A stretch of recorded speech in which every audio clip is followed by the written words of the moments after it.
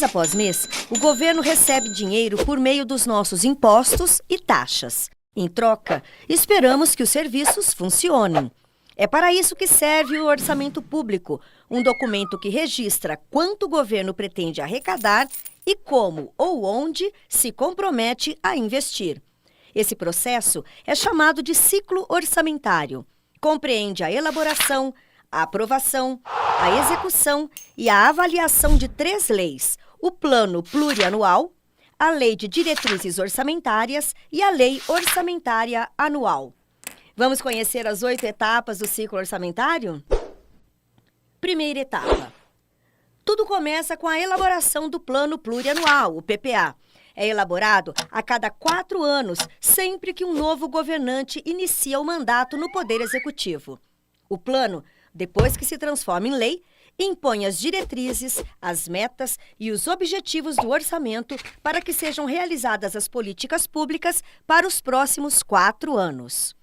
Uma lei tão ampla só pode atender aos interesses da sociedade se for elaborada com a contribuição de cada um dos 3 poderes e também dos segmentos sociais.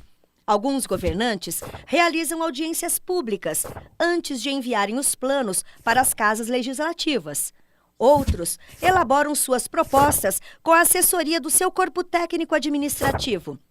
Neste caso, a discussão ocorre somente no Poder Legislativo, que também pode organizar audiências públicas para ouvir a sociedade. O chefe do Poder Executivo envia o Plano Plurianual, sob a forma de projeto de lei, para que o Poder Legislativo analise, discuta e vote. O Congresso Nacional, as Assembleias Legislativas e as câmaras municipais podem, inclusive, propor alterações sob a forma de emendas. O objetivo é contemplar questões de interesses específicos de grupos sociais representados por eles, como, por exemplo, obras de interesse de um estado, uma cidade, um bairro, um segmento social ou econômico, etc. Segunda etapa. Na segunda etapa, os parlamentares vão analisar, discutir e aprovar o PPA. É nesse momento que a sociedade pode e deve participar da discussão por meio de audiências públicas e outros canais de comunicação com os parlamentares. Mas uma coisa é importante entender: é proibido criar uma despesa sem apontar a fonte da receita, ou seja, de onde vai sair esse dinheiro. Se não tem fonte extra de recurso, tem que tirar de uma área para colocar em outra. E os parlamentares não podem mexer nas despesas que são obrigatórias, como folha de pagamento, dívida pública, previdência. Terceira etapa. Com o PPA aprovado, seguimos para a terceira etapa. É quando o Poder Executivo elabora a Lei de Diretrizes Orçamentárias. A LDO é elaborada todos os anos e prevê ações mais específicas sobre aquelas prioridades e metas do PPA, que devem ser executadas já no ano seguinte. É o conjunto de regras que devem ser observadas para que o orçamento daquele ano tenha um equilíbrio entre o quanto vai entrar de dinheiro e onde vai ser investido.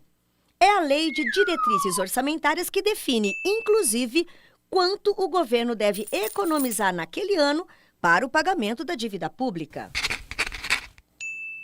Quarta etapa.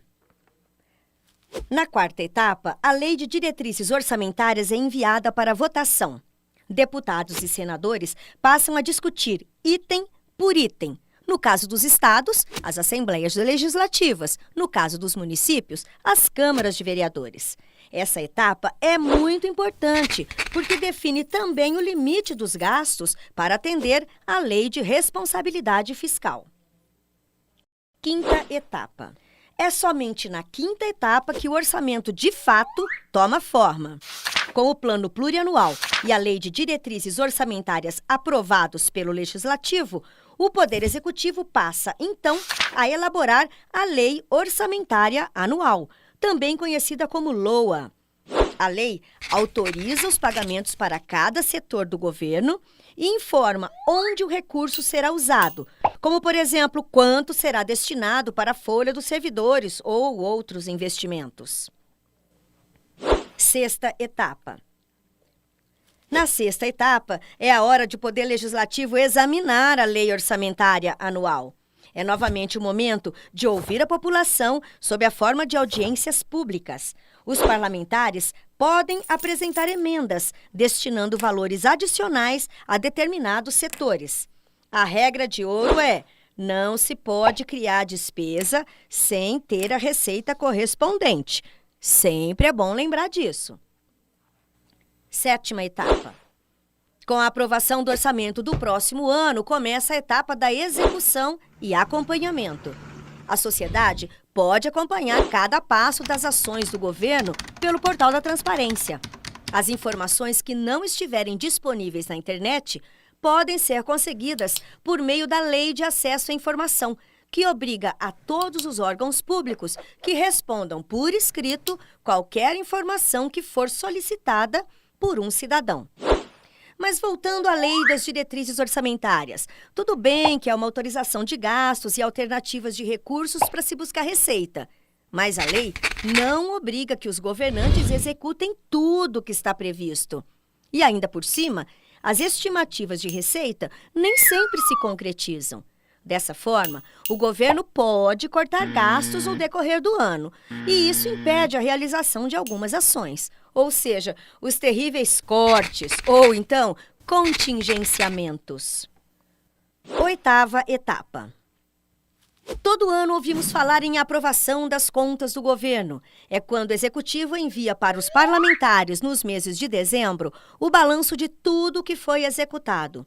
A etapa de análise das prestações de contas fecha, então, as 8 etapas do ciclo orçamentário. Recapitulando, o ciclo orçamentário se inicia com a elaboração e aprovação do plano plurianual, que vale por 4 anos. A partir dessas diretrizes, o Executivo formula a Lei de Diretrizes Orçamentárias e a Lei Orçamentária de cada ano. Existem órgãos de fiscalização do cumprimento dessas leis: os poderes legislativos, o poder judiciário e os órgãos de controle internos e externos, como a Controladoria Geral da União e o Tribunal de Contas da União, por exemplo. Mas a fiscalização também deve ser feita por todos nós. Todos os planos podem se tornar letra morta se não houver a participação da sociedade, desde a elaboração das propostas, passando pelo controle dos gastos, até a etapa de prestação de contas.